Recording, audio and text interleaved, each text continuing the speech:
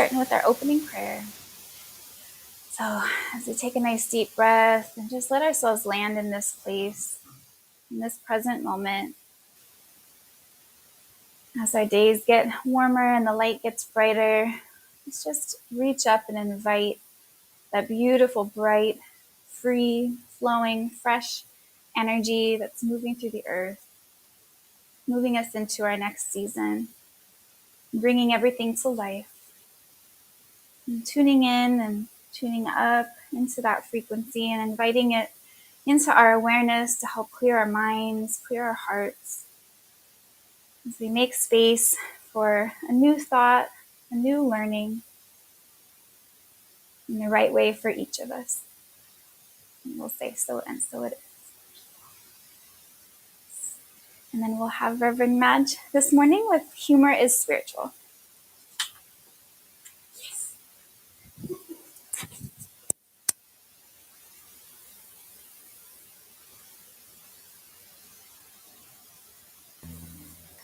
Okay.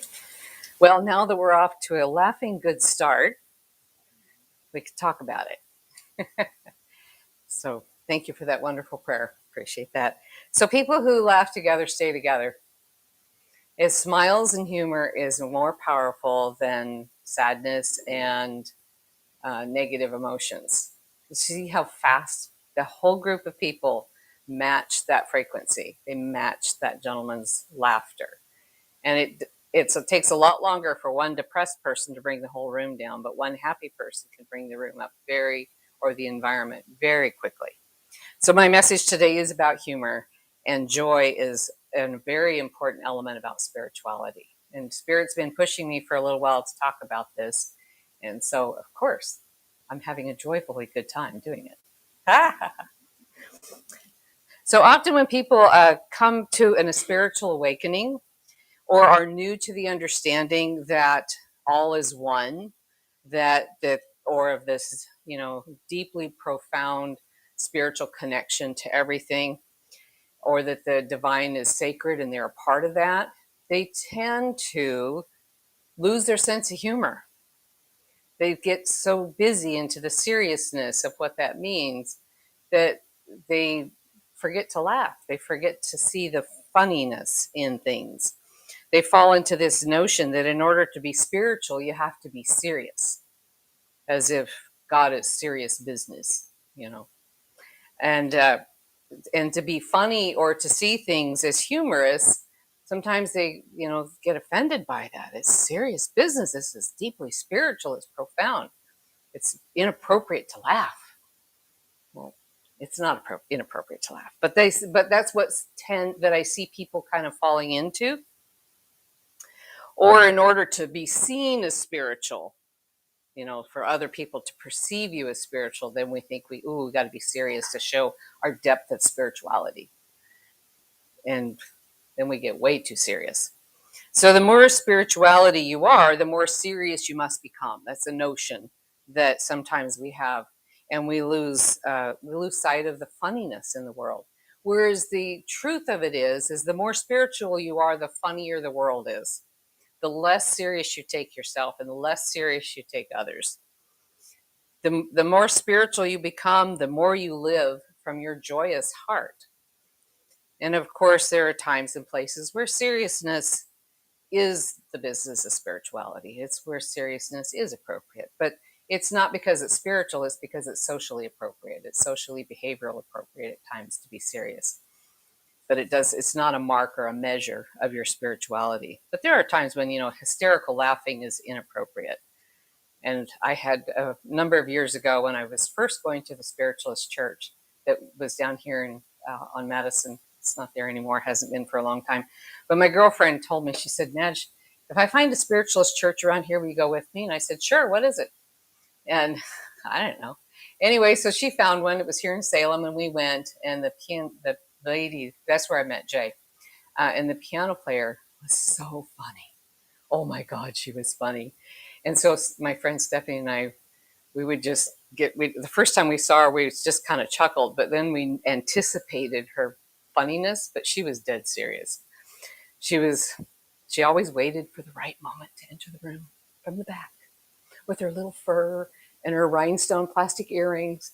And she would trot down the aisle, so important to play the piano. And she'd sit. And by then, Stephanie and I were just, we'd have to lay in the pew because we were laughing so hard and it was so inappropriate. And she would play the piano and then she would go so fast that nobody could even sing with her. Jay thought it was great. He thought it was full of life and energy. So he loved the elevation of the energy of it. But oh my God, it was so funny. Oh, I just laugh even thinking about it. So there are times when hysterical laughing is not appropriate.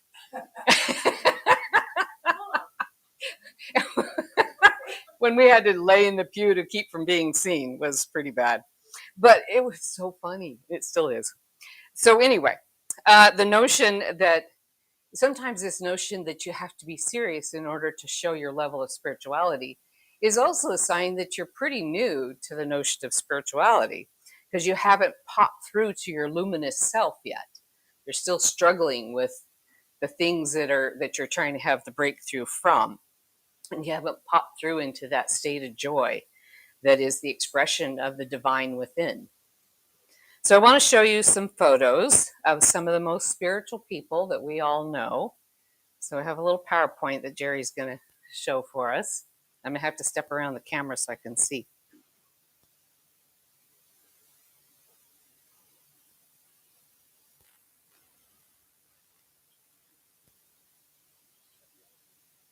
Where did it go? Got a lot of moving parts in today's workings. There we are.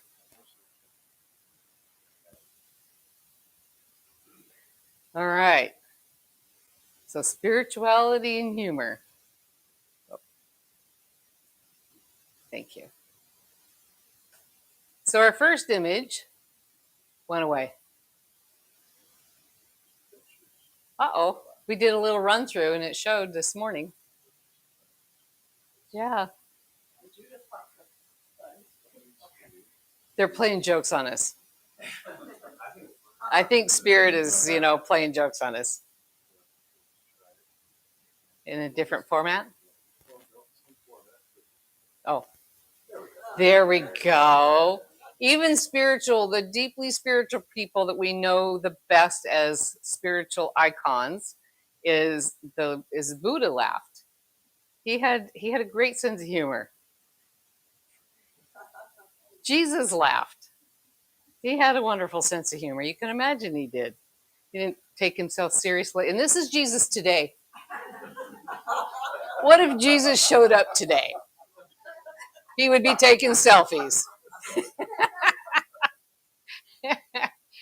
Mother Teresa was one of the most joy-filled people ever, even in the depths of the difficulties that she faced and dealt with, and held people as they were dying and all of those things, picking them up off the streets. She still laughed and was filled with joy.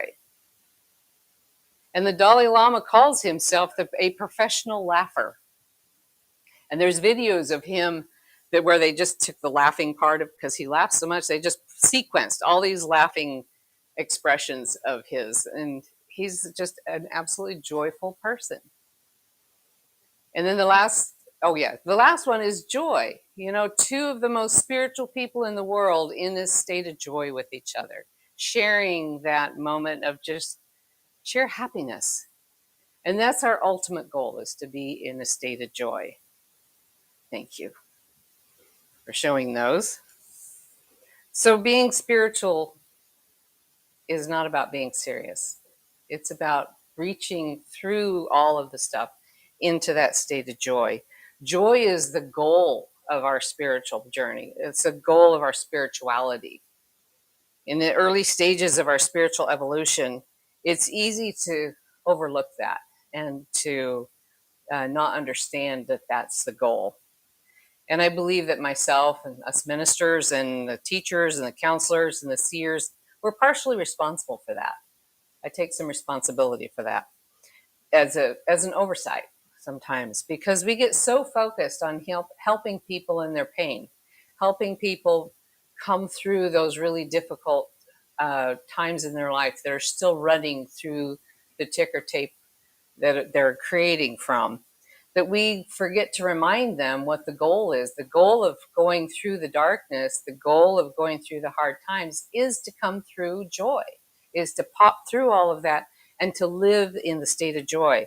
And we get so busy talking about the negative aspects of our lives and the stories we're telling and where are you creating this from, and think about your words and what are your thoughts, that we forget to remind people of the outcome that they're striving for. So we need to always keep that as our focus as well. So we oftentimes miss the point of what all that hard work is all about, either personally or collectively. We miss the goal, which is to be in that state of joy. And it's what we're all striving for. We get lost or we get stuck in the process. And we think that's it. The process is it. That's not. That's just the process to the outcome, which is that deep connection to the divine in a state of joy and happiness. So joy, happiness, and not being bothered by what others are doing, knowing the oneness that is being expressed through us as the divine, and creating from that state of happiness is the point of our spiritual work. It's not the work itself. So the work is not the thing in spirituality. Joy and happiness that comes from doing the work is the thing that we're working for. That's what we're striving for and trying to become unencumbered with. Becoming unencumbered is the thing for the goal, for the outcome. So the joy or the work is the journey, but the outcome of the work is what we're really moving towards. And that's the laughter, it's happiness, it's a state of well-being, it's being lighthearted, it's being able to tease each other and not get offended, not take it too seriously. However, unless humor is being used as a strategy to make a point that you don't really have the courage to say, that's a different conversation. And that happens too. I'm just kidding. I got to say what I always wanted to say, and you have to tolerate it because it was a joke. Yeah, that's not a joke. That's a strategy. So there are so many health benefits when we have humor in our everyday living. It heals the mind, it heals the body, it heals our soul. In 2021, there was research that was done. Of course, that was COVID time. They found that people that had both humor and optimism coped with the challenges of COVID so much better than the people who didn't. My mother, my sister, and daughter and I, we get together as often as we can, which isn't very often, but we try. And together, we have such wicked humor. It's so fun. we can be so cynical and not righteous, and it's so funny. we just laugh. It's so funny. Anyway, we cry, we laugh. Are you my laughing Buddha? You're just sitting there laughing. I'll bring it up later. You could be in the show, in the video up there. Anyway, that's the point of getting together, and there's so much levity, and we might come in at these times that we're together with such a heavy heart because of the challenges that we all face, and we leave feeling so light-hearted. There's words that have a depth of meaning to it, and it's so nourishing to the soul, and we cherish every minute, even though we don't get it very often. And there's sometimes when we come into relationships with people and we just can't quite hit the funny bones. We can't quite hit the humor. Their humor is different than the other person's humor, and you just kind of miss. And those relationships aren't as fun, but they might be super, super meaningful. But it's really fun when you hit in that same place of humor with each other and can just know what each other's saying with a half a word or half a sentence. And it also, what they say is about humor is people that have a lot of humor are usually more intelligent. There you go. So claim it. I have humor. I am smart. There we go. That's a complete sentence. So I know in the medical world, humor and sarcasm are used as coping mechanisms. I learned that very quickly. And when I went in, I used to work in surgery. And in the old timers would use humor and sarcasm when things got tough. They would just, that was how they coped. That's how they held themselves together emotionally to get through the difficulties of things going wrong. And the newbies that would come in, they'd come in with, all the training and the compassionate heart and the tenderness. And when a life is on the line, that doesn't matter. You've got to stay focused and save that person's life. And all the compassion and tenderness in the world, it probably means you're going to fall apart and be useless. So the old timers, they learned how to steal up with sarcasm and humor to save that person's life. And I came to really appreciate it. But the newbies are so offended. Oh my God, you guys are so mean. You're so inappropriate. And it's like, you'll get used to it. Just give yourself a few more months. Give yourself a few crises and you'll understand. The emergency room people they do the same thing. They can appear sarcastic or difficult or steeled, but that's how they get through it. And then when it's all done, then actually C-sections used to be my favorite thing in surgery. Sorry about that. But it was, new life coming through. But there was these times when we do a C-section and there's no sound over there in the incubator. And everybody's just knuckled under. They're just doing their work. And nobody's saying a word, just not even breathing. Nobody even breathes. And they're just working away. Give me a report. And the people taking care of the baby give the report. And we're just all doing what we need to do, staying focused, staying concentrated. But we all know that there's no sound coming out of that incubator. Well, the minute there's a cry, the whole room breaks loose. All the tension, the air, and everybody suddenly goes, they breathe, and then the levity starts. And it's just beautiful. It was so amazing because how the relief of the stress and the tensions would happen. Once that first cry came out of the baby, we're good. Okay. And then everybody chatted and talked and everything was fine. But all right, so one of my other favorite personalities in the medical field are the nurses that are kind of rough on the edges, and they have quick wit, and it's usually on the sarcastic side. They're fast, they're moving around real fast, and they're usually in trouble with administration because they don't follow the rules. They do what they think is right, and they're the ones that when things start going wrong, they will save your life. And they knuckle under, they go into the situation, and they don't back down from it. And they're tough, and they will save your life. And they're some of my favorite personalities because I know I've been around them enough. So yeah, if you're circling the drain, you look for that one. She'll get you out, or he or she.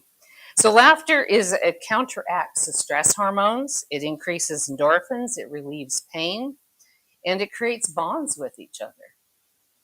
And I like to laugh at myself. I love to make fun of myself, but I've learned that it gets misunderstood. Because when I make fun of myself, people usually hear it as self-criticism. You're saying bad things about yourself. Don't say that. Think of the words you're saying. You're creating from that. And it's like, no, I'm not. I'm making fun of myself. I think it's funny. They don't get it. So I have to be careful sometimes when I'm making fun of myself. So anyway, I still encourage us to have a good laugh and to laugh at ourselves when we mess up and make light of it. Don't take yourself so serious. Don't truly beat yourself up, but just have fun with it. When you make that mistake, lighten up the situation. There's another term of lighten it up. To say lighten up means a lot. And it means to bring the divine light into it and bring the energy in so that it's not so dense. It means to release some of the burden that you're carrying, to lighten your load. It seems, sometimes it seems like to make fun of yourself isn't taking care of yourself, but sometimes it is. That's how we just burn it off. I heard a story about Mother Teresa and the Dalai Lama. We saw their photos up there on our PowerPoint. They were invited to this really special outdoor ceremony. And the two of them were walking along. The ground was uneven because it was outdoors. It had to be off in some area. And the ground was uneven. And they were so busy chit-chatting with each other and just enjoying being with each other that one tripped and they both fell. And it was muddy. And of course, to everybody's horror, the Dalai Lama and Mother Teresa now fell into the mud. And they were just horrified. Well, the Dalai Lama and Mother Teresa just laid there and laughed and laughed and laughed at themselves. And they had so much fun that people couldn't get them up for a while because they were just too busy laughing and having fun at their desperate situation of being laying there in the mud. And I love that story. They did not take it seriously. They weren't upset. There was no crisis. Nobody did anything wrong. They just had fun with it. And my mother shared with me a story that she saw on YouTube of a man who had a pretty difficult um, health condition, health situation going on. So what he decided to do was use laughter as his medicine. And so he sat down and watched everything that made him funny, every movie, every sitcom, anything he could find, comedies, comedians, and he laughed and laughed and laughed and laughed. And he intentionally laughed for healing. The next time he went to the doctor, he didn't have it anymore. Isn't that beautiful? My daughter did that one time, not too long ago, actually. It was probably after my mother shared the story with us. And she had something going on, and she says, Mom, if you hear me laughing exaggeratedly, it's because I'm doing it on purpose. And so she laid on the couch, watched all her funniest sitcoms, and she was better by the time she got done. She felt much better. So laughing can be a beautiful medicine. Use it, and use it often. So humor, joy, and laughter and happiness is the highest expression of spirituality. And that is where, the roadmap, that's the roadmap to the healer's journey, is to get to that place where we can be happy. It's an outcome of doing hard time with our emotional shadows. We need to move through those, our mental baggage. We can, I call it hard time because it is a hard time sometimes when we dive into the shadow, when we dive into those really dark places. But always keep in mind that the outcome of that isn't just to have more hard times. The outcome of that is to be in a state of joy and to be in a state of happiness. And releasing, forgiving, transforming, and alchemizing, coming into right relationship with the self and others along the journey is the journey. But the outcome is this beautiful state. So the goal is to live by your joyful and joy-filled heart, to laugh every day, and to feel happiness in the core of your being. So with that, instead of a meditation, I want to share this video of Judith, but I want to put it into context a little bit.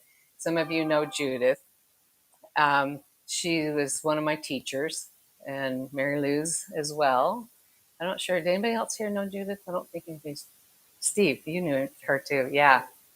Did you make a drum with her? Nice. Yeah.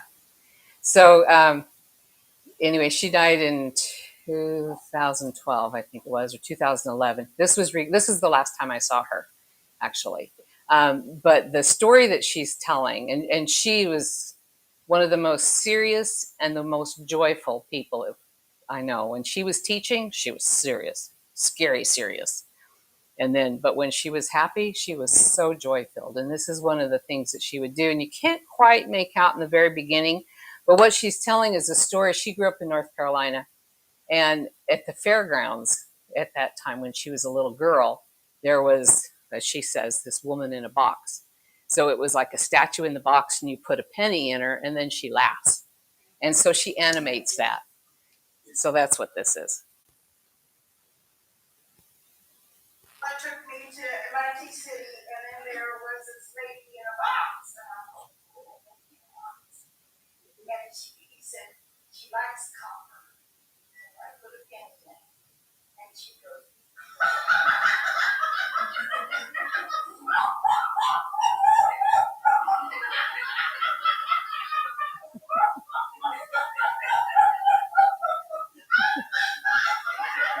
Feel free to laugh along with her.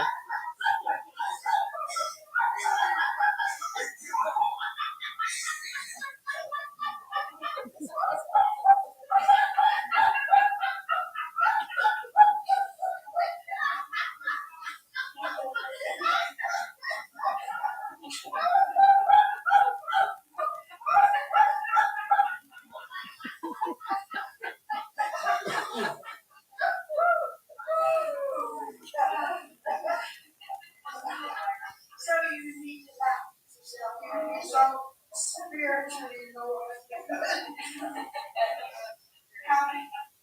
it's a gift from my grandfather that for the wisdom of all things and where it comes from. So Mother Earth, everybody's laughing because it's really quiet. So we won't open our eyes yet to go, oh. So Michael Adams, head of the Mingo tribe, he gave me a new name. And he said, you're Earth woman, but you're the most sacred clown we've ever had. And you can bring all the friends. So remember to laugh. So wrap yourself in laughter and remember me that way. Isn't that great? She was a great lady. So there is your meditation. There's your laughing meditation. Yes. Yes. All right. Oh, take a deep breath.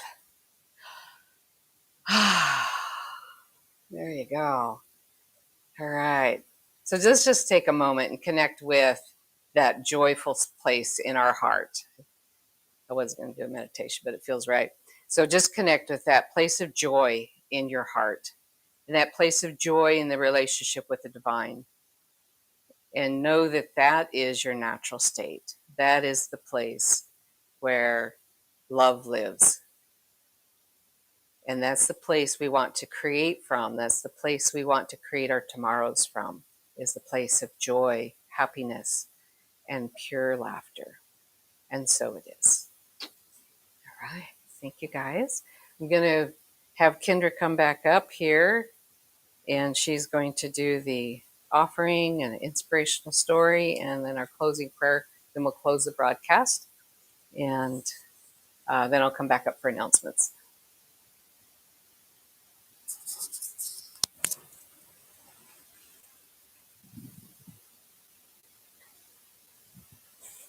All right, so we'll take our gifts in our hands. And if you're online, we've got paypal.me/homecentersalem. And just blessing this gift, knowing as we share generously and open ourselves as a channel of generosity, that that energy flows freely through the home center to all that it touches and wraps right back around straight to us, blessing us with all of our wants, needs, and desires that serve our highest and our greatest good. And let that be. All right, and so as the basket goes around, we have a little inspirational story. This one is called Happy. And it's got a little quote that says, this is the day that the Creator has made. Let us celebrate and be happy today. And a short story that says, when I was in my 20s, I attended dozens of weddings. I was happy for my friends, but I hoped that one day soon I'd be the bride. My 30s came and went, and while I had a very good life and appreciated it, I believed I wouldn't really be happy until or unless I was married. But I had it wrong on so many levels. God said, be happy today. Now I know that I don't have to wait until all of my bills are paid or I can get a clean bill of health in order to be happy. This psalmist reminds me that this is the day that the Creator has made. And because of that alone, I can be happy.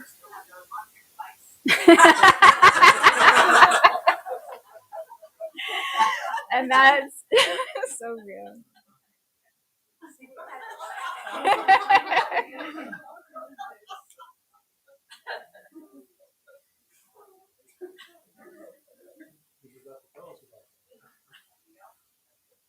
And we'll do our closing prayer. That is too funny. I can't even. It's scary. But all is well. That's all is well. So just a closing prayer. Dear Creator, thank you for the blessings that you've showered and continue to shower on me. As I resonate with those blessings and those gifts, those frequencies of appreciation, radiate out. Creator, Creator, help me to focus on them today and to be grateful. And so it is. Well, thank you to all joining us online, and we'll see you soon. We'll have Madge with